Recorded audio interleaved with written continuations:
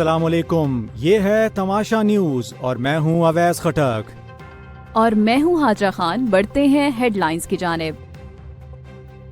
बरतानिया ने फ़लस्तीनी रियासत को तस्लीम करने के ऐलान पर इसराइल समेत दीगर नाक़िदीन की तनकीद को मुस्तरद कर दिया। बरतानवी वज़ीर आज़म कीयर स्टारमर ने खबरदार किया है कि अगर इसराइल ने गजा में जंग न रोकी और अमन की कोशिशों में संजीदगी न दिखाई तो बरतानिया सितंबर में फ़लस्तीनी रियासत को तस्लीम करेगा। इसराइल ने इस फैसले को हमास के लिए इनाम करार दिया है, जबकि अमरीकी सदर डोनाल्ड ट्रंप ने भी कहा है कि हमास को आज़ादी की पहचान देना दुरुस्त नहीं। बरतानवी वज़ीर ट्रांसपोर्ट हाइडी अलेक्जेंडर ने वाज़ेह किया है कि ये इक़दाम हमास के लिए इनाम नहीं बल्कि फ़लस्तीनी बच्चों के लिए है जो गजा में भूख का शिकार हैं।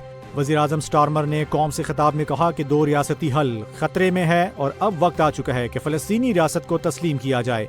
फ्रांस, माल्टा, स्पेन, नॉर्वे और आयरलैंड भी सितंबर में इस इक़दाम की हिमायत कर चुके हैं।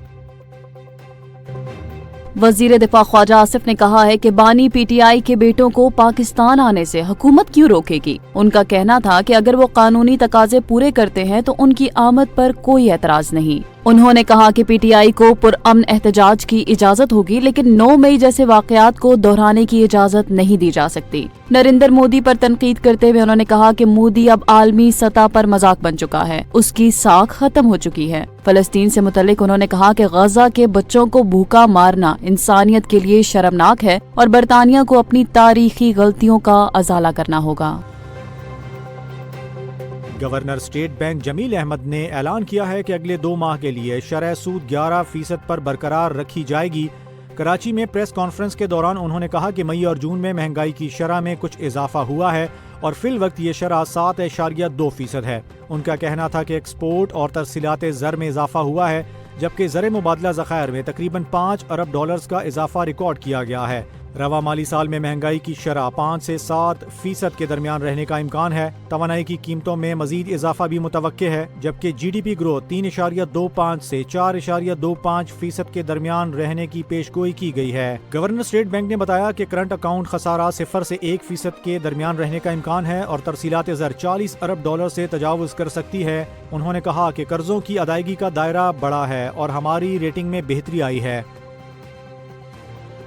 सिंध हुकूमत ने सूबे के सनती और तिजारती इदारों के मजदूरों के लिए कम अज कम माहाना उजरत 40,000 रुपए मुकर्रर कर दी है, जो 1 अगस्त 2025 से नाफिजुल अमल होगी। वजीर मेहनत सिंध के मुताबिक नीम हुनरमंदों की तनख्वाह 41,380, हुनरमंदों की 49,628 और आला हुनरमंदों की 51,745 रुपए मुकर्रर की गई है। ये फैसला तमाम रजिस्टर्ड और गैर रजिस्टर्ड इदारों पर लागू होगा और मर्दों खवातीन को यकसां उजरत दी जाएगी। फी घंटा कम अज कम उजरत 192 रुपए तय की गई है। सूबाई हुकूमत का कहना है कि ये इक़दाम महंगाई से मुतासिरा मजदूर तबके को रिलीफ देने के लिए किया गया है। वज़ीर आला खैबर पख्तूनख्वा अली अमीन गंडापुर ने दहशत गर्दों और उनके सहूलतकारों के खिलाफ सख्त कार्रवाई के अज़्म का अयादा किया है। एपेक्स कमेटी इजलास के बाद जारी अपने वीडियो पैगाम में उन्होंने कहा कि सिक्योरिटी फोर्सेज हमारे मेहमान हैं और अगर कोई उनको नुकसान पहुंचाता है तो बर्दाश्त नहीं किया जाएगा। उन्होंने वाज़ेह किया कि अमन के बगैर तरक्की मुमकिन नहीं और बदकिस्मती से सूबे में अमन कायम नहीं हो सका। दहशतगर्दी की जड़ें दुश्मन ममालिक से जुड़ी हैं और अवाम, हुकूमत और फोर्सेस के दरमियान खलीज पैदा करने की कोशिश की जा रही है। वज़ीर आला ने कहा कि 2 अगस्त से जरगे शुरू होंगे ताकि अवामी मशावरत से आगे का लाया अमल तय किया जा सके। उन्होंने वाज़ेह किया कि मादनियात का इख्तियार किसी को नहीं देंगे और इस बारे में कोई समझौता नहीं किया जाएगा।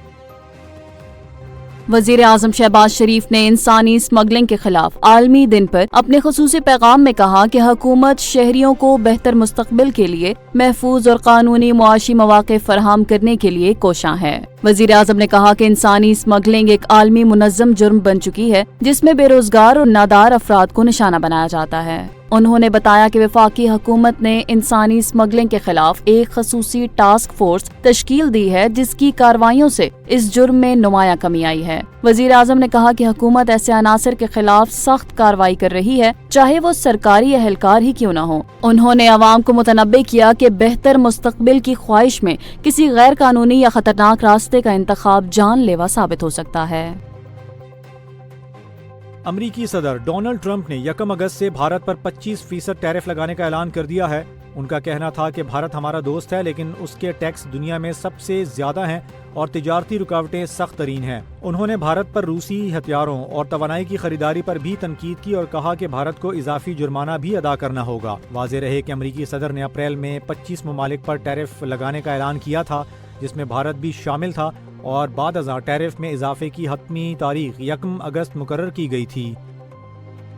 فیلڈ مارشل سید عاصم منیر نے کہا ہے کہ بھارت مارکہ حق میں شکست کھا چکا ہے اور اب فتنۃ الخوارج الہند جیسے گروہوں کے ذریعے ہائیبرڈ جنگ چھیڑنے کی کوشش کر رہا ہے۔ اسلام آباد میں نیشنل ورکشاپ بلوچستان سے خطاب کرتے ہوئے انہوں نے واضح کیا کہ دشمن کی سازشیں بلوچ عوام کی حب الوطنی کو متزلزل نہیں کر سکتی۔ انہوں نے کہا کہ بلوچستان کی ترقی قومی اتحاد اور استحکام کی ضمانت ہے۔ پاک فوج دہشت گردی کے مکمل خاتمے تک اپنی جدوجہد جاری رکھے گی۔ آرمی چیف نے زور دیا ہے کہ پوری قوم کو دہشت گردی کے خلاف متحد ہونا ہوگا اور ہر اندرونی اور بیرونی خطرے کا بھرپور جواب دیا جائے گا۔ این ڈی ایم اے کے نیشنل ایمرجنسیز آپریشنل سینٹر نے 3 اگست تک شدید بارشوں، شہری سیلاب اور لینڈ سلائڈنگ کے خطرے پر الرٹ جاری کر دیا ہے۔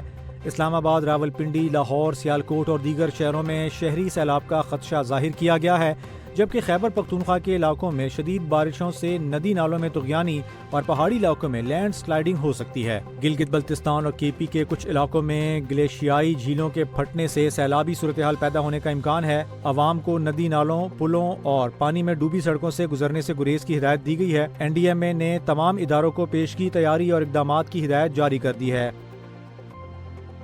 محکمہ موسمیات کے مطابق کراچی میں آئندہ 3 روز تک ہلکی بارش اور بوندا باندی کا امکان ہے، جبکہ مطلع زیادہ تر ابرآلود رہنے کی پیشگوئی کی گئی ہے۔ شہر کا درجہ حرارت 32 سے 34 ڈگری سینٹی گریڈ کے درمیان رہنے کا امکان ظاہر کیا گیا ہے۔ شہر میں تیز ہواؤں کا سلسلہ آج بھی جاری رہا۔ ادھر سندھ کے وسطی اور بالائی علاقوں میں موسم گرم اور مرطوب رہنے کا امکان ہے، البتہ تھر پارکر اور جامشورو کے بعض علاقوں میں جزوی طور پر ابرآلود موسم اور ہلکی بارش ہو سکتی ہے۔ ازبکستان میں جاری انڈر 19 والی بال چیمپئن شپ کے راؤنڈ آف 16 میں پاکستان کو پولینڈ کے خلاف فیصلہ کن سیٹ میں متنازع ریفری فیصلوں کے باعث شکست کا سامنا کرنا پڑا۔ پاکستان والی بال فیڈریشن کے چیئرمین چودھری یعقوب کے مطابق ٹیم مینیجر نے FIVB سے ویڈیو ریویو کی درخواست کی، جس پر منتظمین نے غلطی تسلیم کرتے ہوئے معذرت کی، مگر فیصلہ تبدیل نہیں کیا گیا۔ انہوں نے کہا کہ ایسے ایونٹس میں ریویو سسٹم ضروری ہے۔ قومی جونیئر ٹیم نے عمدہ کھیل پیش کیا اور کوچز اور آفیشلز نے بھی ذمہ داریاں بخوبی نبھائیں۔